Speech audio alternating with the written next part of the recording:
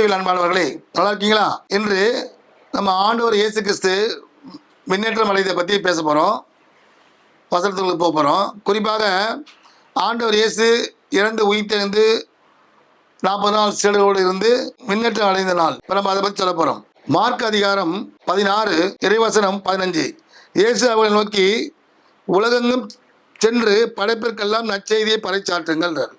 அதாவது ஆண்டவர் இயேசு கிறிஸ்து அவர் எதுக்காக அவர் இந்த பூலகத்துக்கு அமிச்சாரோ அந்த வேலையை முடிச்சுட்டு இப்போ நம்ம சீடர்களுக்கு அவர் சொல்லித்தரார்.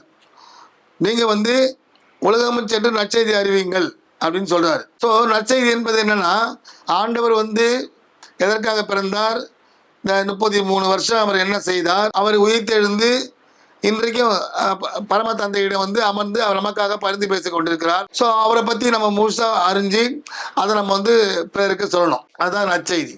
அவருடைய குணாதிசயங்களை நம்ம சொல்லணும். அதாவது அவர் எப்படி மக்களுக்காக வாழ்ந்தார், மக்களை அவர் தேடி போனார், ரொம்ப தாழ்மையுடன் வாழ்ந்தார், பிசாசுகளை துரத்தினார், சில அற்புதங்களை செய்தார், எல்லோரையும் மனம் மாறுங்கள் என்று சொன்னார், தந்தையுடைய திட்டத்தை நிறைவேற்றினார், மக்களை யாரையும் மனசு புண்படாமல், யாரையும் வெறுப்பாக பார்க்காமல், குஷ்டரோகியை கூட அன்பாக பார்த்து மனம் மாறுங்கள், இந்த பாவத்திலிருந்து மீளுங்கள் என்று ரொம்ப அழகா அன்பா பாசமா அவர் கடவுள் பிள்ளையாக இருந்தும் தன்னை பற்றி வெளிக்காட்டாமல், பொருளுக்கு ஆசைப்படாமல், சுகத்துக்கு ஆசைப்படாமல் அவர் தன்னுடைய மக்களை ஏழ்மையாக ஏழை குலத்தில் பிறந்து ஏழைக்காக வாழ்ந்து அவர்களுடைய அந்த பாவத்தில் முடிவுள்ள மக்களை மீட்பதற்காக அவர் தன் உயிரையே கொடுத்தார்.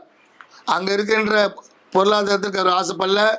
அவரும் பொருள் வாங்கி நல்லா ட்ரெஸ் பண்ணிக்கணும், நல்லா இருக்கணும் ஆசைப்படல. ஒரே ஒரு துண்டு தான். ஸோ அது மாதிரி தான் சீடத்துவ வாழ்க்கையே இருக்கணும். சீடத்துவ வாழ்க்கைன்னா அதான் விஷயம், முக்கியமான விஷயம் அன்பு. நம்ம இயேசுடைய அன்பு எப்படி இருந்தது, எப்படி வாழ்ந்தது, எப்படி சீடர்கள் அது மாதிரி வாழணும். ஸோ அன்பு என்பது இப்போ ஒரு வீரர் இருக்கார், ஒரு இராணுவ வீரர் இருக்கார். அவரை அந்த நாட்டுக்குள்ளே சேர்க்குறாங்க. அவர் நாட்டுக்காக போராடுறாரு. அவருக்கு அந்த நாடு அந்த அரசாங்கம் பல சலுகைகள் செய்யுது, குடும்பத்துக்கு எல்லாம் பண்ணுது. அவர் தேசத்துக்காக கஷ்டப்படுற, நாட்டுக்காக கஷ்டப்படுறார்.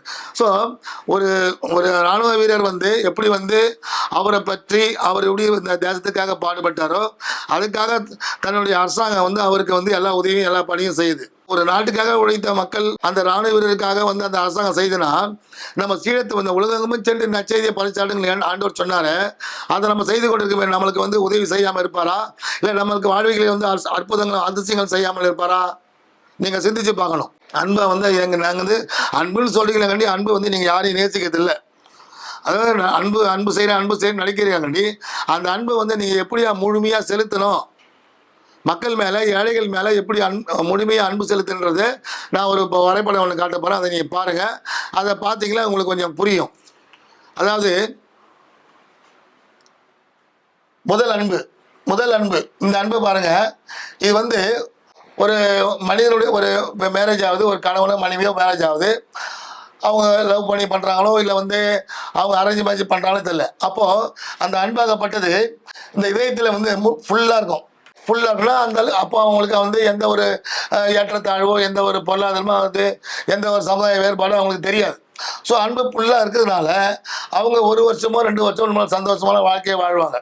அதுக்கப்புறம் என்ன பண்ணுறாங்க, நாளடைவில் ஒரு குழந்தை பிறந்து அவங்க சமுதாயத்தில் வளர்றப்போ அந்த அன்பு குறைஞ்சி போச்சு. பாருங்கள், அன்பு குறைஞ்சிச்சு. ஸோ ஏன் குறைஞ்சிது? அதுக்கப்புறம் தான் அவங்க அந்த பொருளாதாரத்தில் அடிப்படுறாங்க, சமுதாயத்தில் அடிப்படுறாங்க. அந்த அன்பு குறையுது. ஸோ அந்த அன்பு குறையிறப்ப தான் நம்ம அது கணவனாகவோ இல்லை மனைவியாகவோ இல்லாட்டி நண்பர்களாகவோ நீங்கள் அவங்கள குறையா பார்க்குறீங்க. அப்படி குறையா பார்த்தா சில உருவாகும். ஆனால் இயேசுடைய அன்பு அப்படி இல்லை. நீங்கள் திட்டினாலும் சரி, நீங்கள் காரியம் முடிஞ்சாலும் சரி, நீங்கள் அடித்தாலும் சரி, அவர் ஒரே ஒரு திட்டம் என்னன்னு தெரியுமா? அப்பா சொன்னார், அந்த திட்டத்தை நான் செய்து முடிக்கணும், அதுதான் என் லட்சியம், என் வாழ்க்கையில இருந்தார்.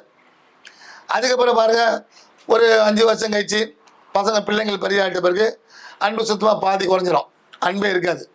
அங்கே என்ன பண்ணணும், அங்கே டிப்ரெஷன் அதிகமாகும், மன அழுத்தம் அதிகமாகும். மன அழுத்தம் அதிகமாக நாளைக்கு அவங்க சண்டை சச்சரவாதம், போலீஸ் ஸ்டேஷன் கேஸு, அப்புறம் டைவர்ஸ் கேஸு, அது மாதிரிலாம் ஆகிடும். ஸோ இது மாதிரி ஆனால் இயேசுடைய அன்பு இது மாதிரி கிடையாது. இயேசுடைய அன்பு என்னன்னா, நீங்கள் என்னதான் தாரி துப்பினாலும், என்னதான் நீங்கள் அவர் முகத்தில் அடித்தாலும், எதனால் குட்டினாலும், அவர் வந்து இலக்கினா தந்தையுடைய திட்டம் என்ன அதை செய்து அவருடைய உள்ளம் புரிப்படியாக அவரை மாட்சிமைப்படுத்த தான் நடந்தது. இதுதான் இயேசுடைய அன்பு. இது நீங்கள் என்ன நீங்கள் சொன்னாலும் சரி, நீங்கள் என்ன அவரை திட்டினாலும் சரி, என்ன நீங்கள் பேசினாலும் சரி. அன்னைக்கு யூதர் மத்தியில் அவ்வளோ கஷ்டப்பட்டார் அவர். காரணம் என்ன?